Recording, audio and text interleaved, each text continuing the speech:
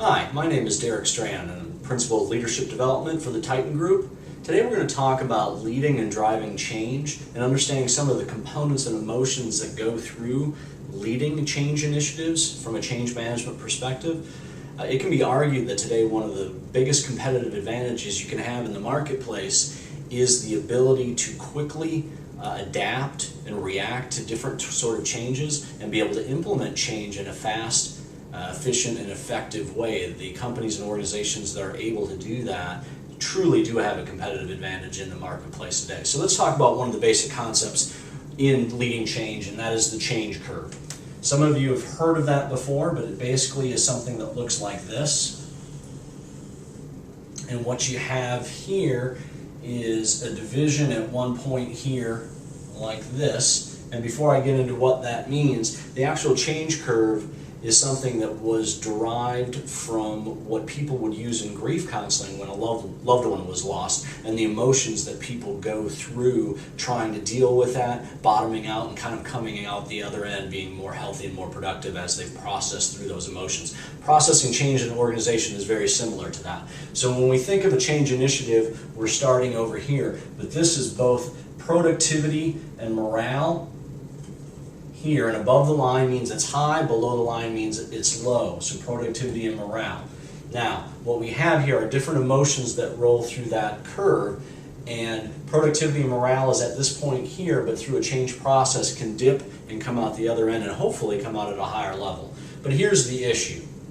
When executive teams and leadership go through their strategic planning, go through visioning, have offsites to decide what it is that we're going to do as a company or organization, what they tend to do is spend that time, and it could be 3, 6, 9 months, vetting all these thoughts and ideas. And once they come to a conclusion of what it is that they want to do, they're ready to roll out those new ideas and thoughts and are very excited and passionate about doing those things in the organization. So when they do that, the interesting thing about the change curve is that executive team is here. They've already processed all the emotions, gone through the detail, gone through different curves and dips in the change process to come out the other side with energy, enthusiasm, acceptance, and all the key emotions you want to have to drive change. The problem is that most executives think everybody should be there right where they are, but they're not. Everyone is over here.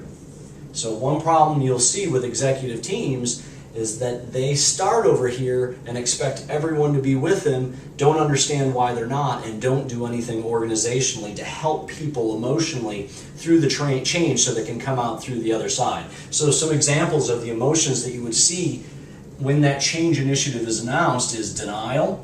Yeah, that's never going to happen. We're not going to see that happen. When it is in motion, you may then see fear as the next emotion. And then down when we bottom out with low morale and low productivity, you have stress, high levels of stress, and also potentially approach avoidance, meaning I am not going to do whatever the change is. Okay?